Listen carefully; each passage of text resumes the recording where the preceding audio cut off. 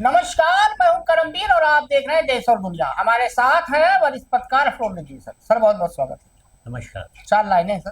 जी। कि तुम्हारी जिंदगी में प्यार का सैलाब हो जाते, तुम्हारी जिंदगी में प्यार का सैलाब हो जाते, तुम्हारे मन के पतझड़ में भी हम सादाब हो जाते। हमारा बस नहीं चलता, अगर चलता तो ये करते। हमारा बस नहीं चलता, अगर चलता तो ये करते। तुम्हारी नींद में घुलकर तुम्हारा ख्वाब हो वाह जाता। वाह। अब सर जीएसटी काउंसिल की कल बैठक थी, हम्म, तो अब 4 की जगह 2 स्लैब ही रहेंगे। एक पाँच हम्म, परसेंट और एक 18%। हम्म, साबुन, शैम्पू, कार वार भी सस्ती होगी। पहली बार हमको पता चला। ये हम लोग टूथपेस्ट, ब्रेड, रोटी जो इस पे सब पे दे रहे थे जीएसटी, हम्म, यानी अभी तक सरकार लूट रही थी, अब इस पे सब पे उन्होंने कम किया है। दूध, रोटी, पराठा समेत कई फूड आइटम अब फ्री होंगे। इन पे हम्म, कोई टैक्स नहीं पड़ेगा। लाइफ इंश्योरेंस पे टैक्स नहीं पड़ेगा। 33 जीवन रक्षक दवाएं दुर्लभ बीमारियों की, वो भी अब टैक्स फ्री होंगी। इसके अलावा 40% का भी एक स्लैब बनाया गया है, जिसमें हम्म, लग्जरी आइटम्स जैसे आईपीएल का टिकट, हम्म, उस पर 40% लगेगा। हम्म, तंबाकू प्रोडक्ट, गुटखा उटका 28 से जगह 40 लगेगा। सिगरेट, जो बड़ी कारें हैं 350 सीसी से ज्यादा इंजन वाली मोटरसाइकिल, वो भी आएंगी 40% में। 22 सितंबर से लागू होगा सर। हम्म, आम आदमी को इससे राहत मिलेगी, हम्म, लेकिन कोल्ड ड्रिंक भी महंगी होगी सर। लग्जरी आइटम हम्म, वो भी महंगे होंगे सर। हम्म, लेकिन अब चूंकि त्योहारी सीजन है, तो दूध, छेना, पनीर, रोटी, चपाती, पराठा ये टैक्स फ्री होगा। इस पर हम्म। जीएसटी नहीं लगेगा। ये खैर खुशी की बात है। क्या कहेंगे सर? तो देखिए, अच्छी बात है, जन सामान को कुछ तो राहत मिलेगी ही। एसी पे भी घटाया है, 28 से हाँ, 18 किया और ये अच्छी बात है है। कि गरीबों और आम कॉमन लोगों को जो हम्म, हैंड टू माउथ होते हैं, कि जो हम्म, भी कमा घर के खर्चे ही भर कमाते हम्म, हैं, तो उनको इसमें जीएसटी के ज़रिए चीज़ें सस्ती मिलेंगी, तो जी, थोड़ा उनको राहत तो मिलेगी। ये सरकार का अच्छा कदम है, सराहनीय कदम है। हम्म, हालांकि सरकार ने इन्हीं की भरपाई बड़े लोगों तक की है। हाँ, बड़ा 40%। 40% कर हाँ, दिया है कि आईपीएल का टिकट और ये वो जो भी लग्जरीज चीज़ें हैं। हम्म, अब पता नहीं उसमें जहाज़ के टिकट पर भी कितना हाँ बढ़ाया है, है, क्या 40 है। में आएगा वो। हाँ, तो इस तरीके से चलिए ठीक है कि, लेकिन ये है कि उस पर भी राहत मिलना चाहिए कि वो चीज़ भी जन सामान्य के लोग भी उस हम्म, श्रेणी में जाना चाहते हैं कि हम हम्म, मैच देखेंगे तो कैसे देखें, इस पर टिकट तो इतना ज़्यादा हो गया हम्म, है, हम्म, बढ़ गया है, या जहाज़ का यात्रा करना है तो इतना ज़्यादा हो गया है। हम्म। लेकिन फिर भी इस तरह से जीवन रक्षक दवाओं और बच्चों के दूध और रोटी और इस सब चीज़ पर कम हुआ है हाँ, या सॉस, पास्ता ये मुक्त सब। किया है, हम्म, तो वो बहुत ही अच्छा सरकार का कदम है। हम्म। और सरकार ने बहुत अच्छा और किया है, मांस लोगों को मछली इससे पे राहत। भी किया है सर, वो 12 से हटा के पाँच नहीं, परसेंट कर ठीक दिया बात है। है, ठीक बात है, कम कम, लेकिन बस इसमें यही है। कल भी यानी कि मैंने अभी ये तक बात कही लूट थी। तो रहे थे, ये तो पक्का हो हाँ, गया। ये कह देंगे कि इसके नाम पर जो एक बार लोग बढ़ जाता है, खुद दुकानदार कहते हैं कि साहब एक बार दाम बढ़ा किसी चीज़ का तो घटता नहीं तो है। घटता नहीं है, वो वही बिकता चला अब जाता है। देखना है कि दूध दूध पे जो खत्म किया है, 22 तारीख के बाद दूध दूध का रेट क्या रहता है, अब उससे पता दवाओं को चलेगा। मैं आपको बताऊं कि जो दवा 80 रुपए, 90 रुपए, 75 रुपए हम्म, या 100 रुपए तक आ गई थी, हम्म। वो धीरे धीरे 150, 250 तक पहुंच गई। मोटरसाइकिल पे भी घटाया जीएसटी। अब देखते अच्छा। हैं मोटरसाइकिल सस्ती होती है कि नहीं दिवाली में। नहीं, तो गरीबों का बहुत बड़ा वो है कि किसी तरीके से असल लेके। में हमको एक चीज नहीं समझ में आया सर, आप हमको जरा समझाइए। ये जो इन्होंने जीएसटी काउंसिल की कल बैठक अफरा तफरी में की, हम्म, उसमें तो सारे प्रदेश के मेंबर होते हैं और सबकी सहमति के बिना होता नहीं है। हम्म, उसका एक उदाहरण है कि शराब पे बात हो रही थी कि 40% जीएसटी लगेगा। उसके लिए कोई प्रदेश नहीं तैयार हुआ, शराब को उससे जीएसटी फ्री रखा गया, सेस ही लगेगा, क्योंकि मेन राज्यों की कमाई उसी से होती है।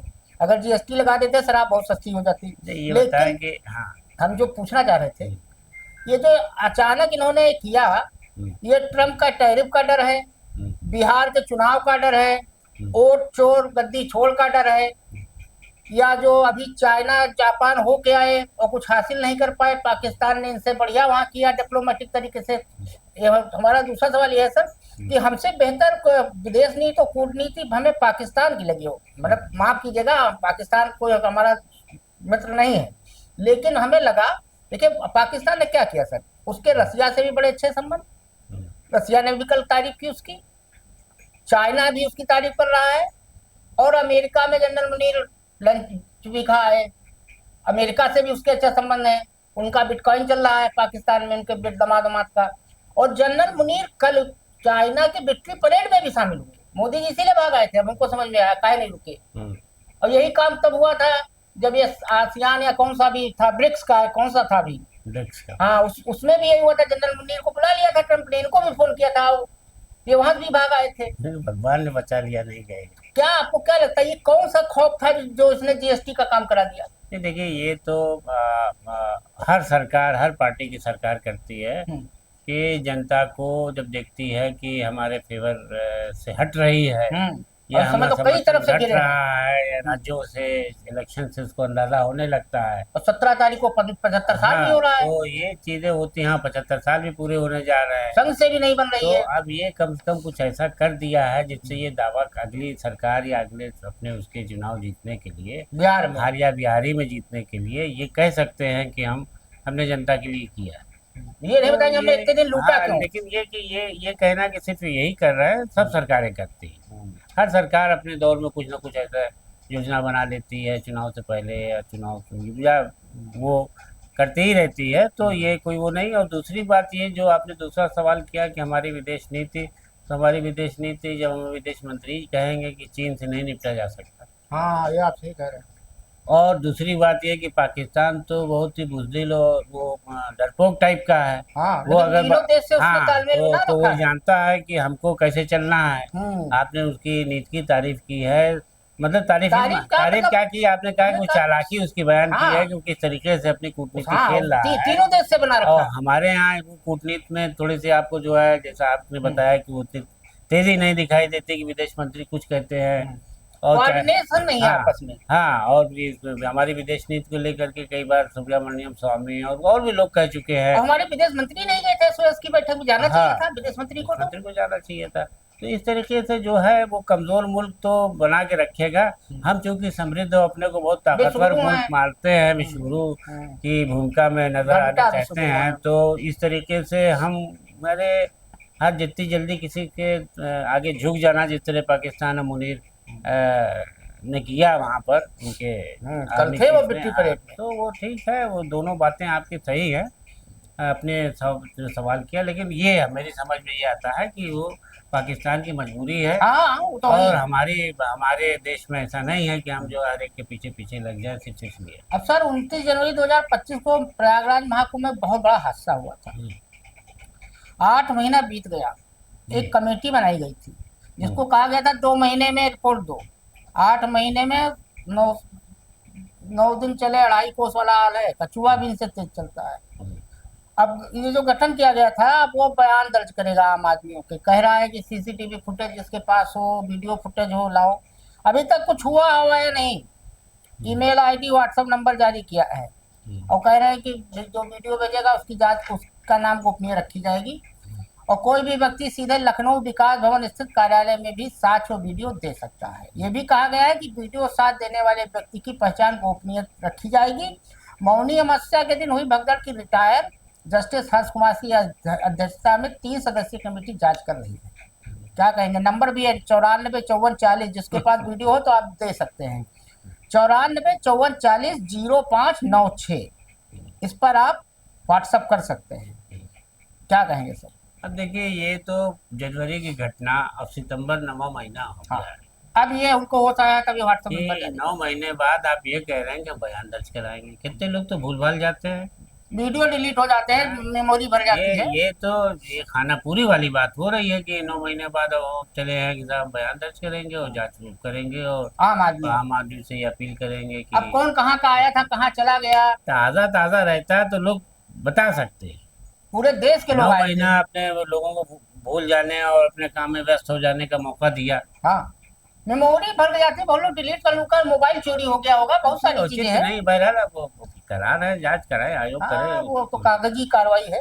अब एक सर एक बड़ी विचित्र खबर मिली, हमको समझ में नहीं आई कि जो लहसुन है, अब वो बताया जा रहा है कि उसमें भी मिलावटखोरी हो रही है। एक तो चाइनीज वाला आ रहा था, तो हमें पता है, बड़ा बड़ा वाला। अब महाराष्ट्र के अकोला जिले में सीमेंट से बना नकली लहसुन मिलने का मामला सामने आया है। ये कैसे हो सकता है सर?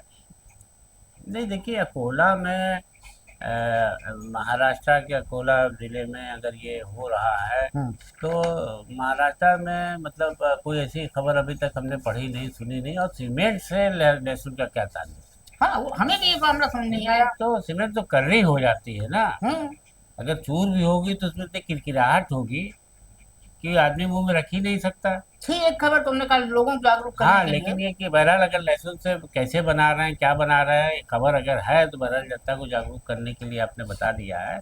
लेकिन कुछ समझ में नहीं आ रहा है। और अगर ऐसा है तो उसमें सरकार को भी पता चलता, सरकार भी उसमें सरकार को पता चला है तभी तो ये मामला उठा नहीं, और वो सरकार जांच को हो रही पता है। चला। अच्छा, जांच हो रही है। हाँ, हाँ, जांच तो हो कोई क्या पकड़ा गया, उसमें क्या देखा गया, ये तो वो बात भी जांच के बाद ही है पता नहीं है। चलेगा। तो लहसुन कैसा होता है, देखने में लहसुन की तरह है, लेकिन क्या तोड़ने पर और इस तरीके से ओरिजिनल हाँ, लहसुन भुरभुरा होता है क्या, सीमेंट क्या की है? तरह क्या है, हाँ। वो तो जांच के बाद पता चलेगा।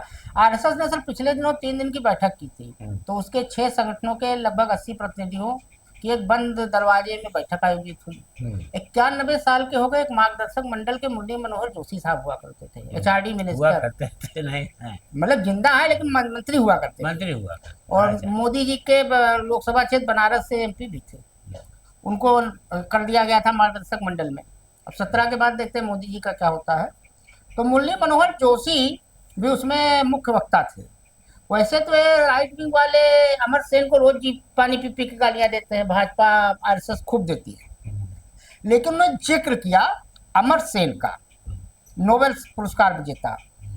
उन्होंने कहा कि किसी राष्ट्र की सफलता केवल आर्थिक वृद्धि से नहीं मापी जानी चाहिए, बल्कि लोगों के संपूर्ण कल्याण पर भी ध्यान देना चाहिए। जोशी ने अमर सेन का एक हवाला दिया उनके उसका कि सार्वजनिक विमर्श को केवल आर्थिक विकास पर केंद्रित रखने की प्रवृत्ति से बाहर निकलकर समाज को साझेदारी, सादगी और देखभाल जैसे मूल्यों की दिशा में संगठित करना होगा। भागवत ने जोशी की प्रस्तुति की सराहना करते हुए कहा कि जोशी जी ने सब कुछ कह दिया है, मुझे कुछ कहना नहीं है। क्या कहेंगे सर, बहुत दिन बाद तो मिल दिखे हमको जोशी निष्क्रिय जी। दर्शक मंडल में और उन्होंने मोदी जी पे एक हिसाब से निर्मला सीतारमण पे सीधे हमला किया। उन्होंने कहा आय असमानता और प्रति व्यक्ति आय पर चिंता। जोशी ने बताया कि वर्ष 2021 में भारत की शीर्ष 10% आबादी के पास कुल घरेलू संपत्ति का 65% हिस्सा था। यह अडानी अंबानी की तरफ है सारा। भारत की प्रति व्यक्ति जीडीपी मात्र $2,878.5 रही, जबकि जापान की $33,955.60 थी। और हम बता रहे हैं तीसरी बनने जा रहे हैं, दूसरी बनने जा रहे हैं, तो वो मोदी जी नहीं कहते कि हम पहली बन गए। किसी भी दिन सुबह रात को 8 बजे घोषणा कर सकते हैं कि हम पहली अर्थव्यवस्था बन गए। क्या कहेंगे सर? अब देखिए, जोशी जी जब लंबे अरसे बाद मंच पर आए, हाँ, नशाखोरी उरी का भी जिक्र किया, आत्महत्या होता है। हाँ, उसमें उन्होंने बड़े लंबे, हमने देखा उस पूरी रिपोर्ट को, तो उन्होंने हर पहलू पर चर्चा की है कि अब भारत में 60% लोग जान दे देते हैं नशे से, हाँ, नशे की लत से। हाँ, और जो नशा है 1.58 करोड़ बच्चे नशे की गिरफ्त में हैं। हाँ, और और मुद्रा यहाँ कोर्ट पे सर वो पकड़ा गया था यहाँ फिर? मुझे सुनने में आया है लखनऊ के अंदर, हाँ, आज मैं एक जगह बैठा हुआ था तो एक बड़ी शॉप पर, तो वहाँ पर कुछ लोग आपस में चर्चा कर रहे थे ये स्मैक बेचने की। अच्छा। हाँ, तो मैं भी खामोशी से सुन रहा था। तो पता ये चला कि साहब पहले जो कुछ आयश बाग का, कुछ लाल बाग का, कुछ आलम बाग का, जी, इस तरह का, कैसर बाग का, इस तरह का जिक्र हो रहा था। मुझे लखनऊ राजधानी की बात कर रहा हूँ, तो पूरे देश में कहीं ना कहीं हर जगह होता है। तो यहाँ ये लोग ये बता रहे थे कि साहब पहले इसमें मर्द पुरुष पकड़ लिए जाते थे जी, अब उन लोगों ने अपने मतलब महिलाओं को लगा दिया और बच्चों को लगा दिया। बाप रे बाप, बस सुन के डर गया कि महिला और बच्चे इसमें बेच रहे। और कह रहे थे आप कभी भी जाइए, आपस में लोग बात कर रहे थे, अभी भी जाइए वहाँ खरीदिए, बच्चे और आपको आराम से इसमें, उन पे कोई शक भी नहीं करेगा। तो इस तरीके से जो, हालांकि ये चीज़ देखिए एक फिल्म में दिखाई गई थी अभी, कि कहाँ से आदमी सीखता है। शाहरुख खान की एक फिल्म आई थी पठान, वो पठान दिखाए गए हैं, वो आप किस तरीके से स्कूल में जा रहे हैं, स्कूल के बस्ते में शराब की बोतल, जैसे उन्होंने हाजी मस्तान को सुना था कि वो खान में मुंह में सोना दबा के, हीरा दबा के बाहर स्मगल कर लेते थे। देखिए खराबी कहाँ से पकड़ी जाती है। आदमी फिल्म देखता है कि यार मुंह में रखा, बाहर आ गया और एक टुकड़ा सोना ला ला के बहुत बड़ा आदमी बन गया।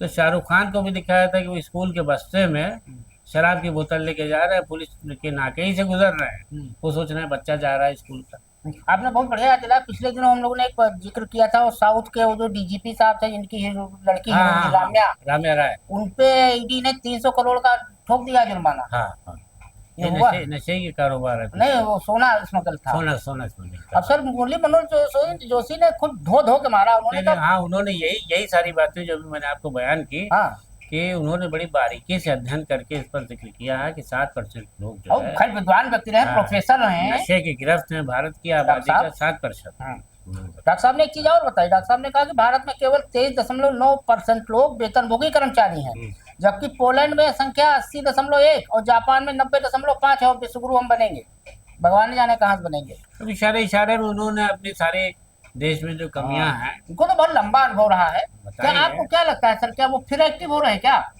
अब 91 ईयर के हो गए, एक्टिव होके क्या करेंगे वो, मेरा ख्याल है कि हाँ, अब उनके लिए कोई ऐसा पद या कोई ऐसा वो नहीं। मार्गदर्शक मंडल में इसीलिए इन्होंने डाला है कि धीरे धीरे ये लोग अच्छा, ये भागवत। मार्गदर्शक मंडल की कभी कोई बैठक आपकी जानकारी में हुई? कुछ सलाह वलाह कभी लिया भाई गया? आप देखिए, जब घर में हम्म, आप किसी का रोल नहीं मानते हम्म, तो कहते हैं कि नहीं ये हेड है। हाँ ये हेड है, इन्हीं की बात चलेगी। हाँ, हो, भले ही सुनू ना जाए जो उनको। उनको कुर्सी दे देगी, बता देगी, जो बात हो उनसे पूछ ले।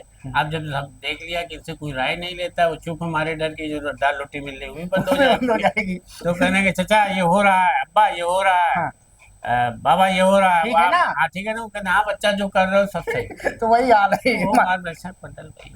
आप भैया जो स्विगी से खाना मंगाते हो, उनके लिए खबर है कि 15 रुपया स्विगी अब जो है अपने ऑर्डर पर ज्यादा लेगा। तो पहले जोमेटो ने किया था ये। नहीं सर देखिए, ऑनलाइन दो का क्या है रुपए से कि 2 रुपए से शुरू किया था जी, स्विगी ने और जोमेटो ने। पिछले दिनों कि 12 किया था। कि वो 2 रुपए एक्स्ट्रा लेती थी। हम्म, कि जैसे हमने होटल से खाना मंगाया, हम्म, वहाँ से पैकिंग हुई तो वहाँ से लड़का लेकर के आया तो 2% वहाँ पर कट जाता था। हम्म, 2 रुपया। जी, तो 2 रुपया काट लेते थे और उसके बाद अपना उसी में से डिलीवरी मैन को भी मिलता था जो भी हो। तो वो धीरे धीरे बढ़ा के उन्होंने 12 रुपए किया, 13 रुपए किया, अब वो 15 रुपए हो गए। अब वो 15 रुपए 15 रुपया एक्स्ट्रा देना पड़ा, और उन्होंने ये दर उन जगहों पर लागू की है जहाँ ज्यादा बिक्री। जहाँ ज्यादा बिक्री हो। ये एक बड़ी बात है। बिरयानी कार्नर, कबाब पराठा कार्नर, हाँ, दारू कार्नर, हाँ, अंडा रोल कार्नर, जहाँ मतलब ये कि जो यहाँ पर देखा है खाने वालों की भीड़ है और यहाँ पैकिंग ज्यादा जा रही है, हाँ, उन जगहों पर ये बढ़ा दिया है। हाँ। सर आज सुप्रीम कोर्ट ने दो बहुत बढ़िया फैसले दिए, दोनों स्वतः संज्ञान लिया। एक तो देश भर में पुलिस थानों में जो सीसीटीवी की कमी है और खराब स्थिति है, 2020 में भी एक ऑर्डर किया था सुप्रीम कोर्ट ने, आज तक हुआ नहीं कि सभी थाने सीसीटीवी से लैस हों। और ये मामला क्या था कि 11 लोग इस साल हिरासत में 11 लोगों की मौत की घटनाएं सामने आई थी। और दूसरा उसने बहुत बढ़िया ऑर्डर स्वतः संज्ञान लिया है कि जो ये पंजाब, हिमाचल, उत्तराखंड, जम्मू कश्मीर, ये जो बाढ़ से जूझ रहे हैं, हमें लग रहा है सर 2-4 दिन में दिल्ली भी डूब जाएगी जो स्थिति है। सचिवालय में पानी भर गया अरे भूस्खलन जिस तरीके से हुआ है, और सुप्रीम कोर्ट ने तो सख्त आदेश दिया है और सबसे इन सारे प्रभावित राज्यों से कहा है कि तुम सब 2 हफ्ते में रिपोर्ट दो। क्या कहेंगे सबसे सर? जवाब तलब नहीं, बहुत ठीक किया सुप्रीम कोर्ट का कदम, सराहनीय है। स्वतः संज्ञान लिए, मैंने आपसे कहा था कि देश अब अदालतों से चलेगा। हाँ, पेड़ों की अवध कटान को लेकर चिंता व्यक्त की राहुल है। गांधी ने इन्हीं राज्यों में कहा था कि जो है केंद्र सरकार जो है विशेष राहत दे और देखे इसको। अभी तक सरकार की तरफ से कुछ नहीं हो रहा है। सीजीआई आज अदालत को मजबूर होकर स्वतः संज्ञान लेना, मोटो लेना पड़ा। हाँ, सीजीआई गवाही और विनोद चंद्रन रहे। सॉलिसिटर जनरल तुषार मेहता ने जवाब दिया कि सर प्राकृतिक भी जवाब दे रही है, हमने प्रकृति से इतनी छेड़छाड़ की। अरे ये सब बातें प्रकृति से अब जो समस्या आई उसको हल करिएगा कि उसको रोइएगा कि प्रकृति से छेड़छाड़ की। मुझे 2 चीज इसमें समझ में आई सर, जो हमें आपसे पूछना था। एक तो नितिन गडकरी ने वो जो 4 धाम प्रोजेक्ट शुरू किया, उसमें इतनी सुरंग बनी, आपको याद होगा पिछले साल एक सुरंग में दबके बहुत सारे मजदूर मर गए थे। अभी भी हो रहा है, फंस जा रहे हैं। एक कारण तो ये है। दूसरा, जो ये नक्सली बताकर इन्होंने अभी छत्तीसगढ़, झारखंड में अडानी को कोयला खान के लिए जमीन दी और पेड़ काट डाले, हजारों पेड़ काटे इन्होंने, और नक्सली बता के आदिवासियों को मार दिया खाली अडानी को प्रकृत करने के लिए। हजारों निर्दोष मार दिए गए और नक्सली बताया गया। अमित शाह जी बहुत खुश है कि हमने नक्सल मुक्त कर दिया छत्तीसगढ़ को। वही चीज सुप्रीम कोर्ट ने कही कि ये जो पेड़ बह बह के आ रहे हैं ये पानी में, ये बता रहे हैं कि तुम कहीं ना कहीं ऊपर पेड़ का कटान हो रहा है। अभी तक इस पर कुछ कोर्ट वो भी एक बहुत बड़ा फैक्टर तो है ही है जी भाई। हमारे अगर सॉलिसिटर जनरल ने ये बात कही है कि प्रकृति से छेड़छाड़ तो आदमी हर वक्त करता ही रहता है, उसको कौन रोक सकता है। ये है कि हम लेकिन सबसे अवैध कटान आपको याद होगा सर, अभी पिछले दिनों वो कौन सा था जंगल तेलंगाना वाला, जिसमें वो जानवर हाँ बेचारे सब चिल्ला रहे थे, मार उसका सोशल मीडिया पे था, उसपे भी तो कोर्ट ने ही रोक लगाई थी। हम्म, अब सर प्रधानमंत्री मोदी की माँ का अपमान खूब चल रहा है भैया आजकल। आज था बिहार बंद, हमने अपने पूरे उम्र में हम्म, पहला बंद ऐसा देखा या सुना है जो सुबह 7 से 12 बजे तक था। हमारे ख्याल से देश में शायद कोई जगह ऐसी हो जहाँ सुबह 7 बजे दुकानें खुलती हो या ऑफिस लगता हो। 10-11 बजे से पहले दुकान नहीं खुलती है, कोई ऑफिस नहीं होता है। 12 बजे 11:30 बजे खोलना शुरू करते हैं, 12 बजे से सौदा देखते हैं। अब इनका जो आज वो था बंद, वो बड़ा विचित्र था, 7 से 12। उसमें भी सर बहुत सारे आरोप हैं। आरजेडी कांग्रेस मार वीडियो सुबह से सोशल मीडिया पर डाल रही है। कहीं पत्रकार के साथ अभद्रता हुई, कहीं महिला ऑफिस जा रही थी उसके साथ अभद्रता हुई, कोई शिक्षिका जा रही थी उसके साथ अभद्रता हो गई, अरे एक तो वैन जा रही थी जिसमें वो प्रसव वाली प्रसव महिला। वाली, जिसको लेकर के उन्होंने तेजस्वी ने तो किया है कि एक माँ ये भी है, हाँ इसके भी दर्द को समझिए। हाँ, खाली मोदी जी की अम्मा नहीं है। नहीं वो हम नहीं उस पर करना चाहते, लेकिन उसने ये अपनी तरफ से कहा है कि एक माँ ये भी है जो प्रसव से पीड़ित है, उसकी गाड़ी नहीं निकलने दी जा रही है जो उसमें विरोध में। तो ये सारी चीजें अच्छा जो सर, आपको याद होगा मोदी जी ने एक बार हमारे ख्याल से नीतीश कुमार साहब को भी उनकी माँ की गाली दी है। वो हमने को याद आया मुझे कि उन्होंने नीतीश कुमार जी के लिए कहा था पिछले चुनाव में कि इनका डीएनए खराब है। बताइए, तो सीधे सीधे माँ की सीधे माँ की गाली हुई है। अब सर एक चीज खबर मिली कि एनडीए में फूट पड़ गई है। एक को तमिलनाडु की देखिए, पार्टी हमने आपसे एक बात कही थी कल जी कि राजनीतिक बयान में, राजनीतिक मंच से, राजनीति के दौरान रैली में, भीड़ में अगर इस तरीके की कोई बात होती है तो उसको मतलब सीधा सीधा संकेत मिलता है कि ये राजनीति के लिए किया गया है। कोई माँ की गाली दे के भाग गया, कोई कुछ कर गया कि माहौल बिगड़ जाए, बन जाए, जो भी हो जाए। अलग से आपको अगर कोई देता है तो वो बड़ी संगीत बात हो जाती है, आदमी उसको ढूंढता है कि तुमने कैसे। नहीं, इनको एक हफ्ते बाद याद आया कि इनकी माँ की गाली। और भीड़ भाड़ में या राजनीतिक मंच में, लेकिन और वो भी विक्षिप्त आदमी ये तो था वो। है कि माँ की गाली देना तो कतई। तो भैया चलते चलते 4 लाइनें हैं, सुन लीजिए जल्दी से। कि हाथों से फिसलती हुई जवानी देखी है, मोहब्बत की अधूरी कहानी देखी है, घर से भागना हो तो संभल कर भागना राजा, हमने कटघरे में बदलती हुई रानी देखी है। आज के लिए इतना ही, धन्यवाद।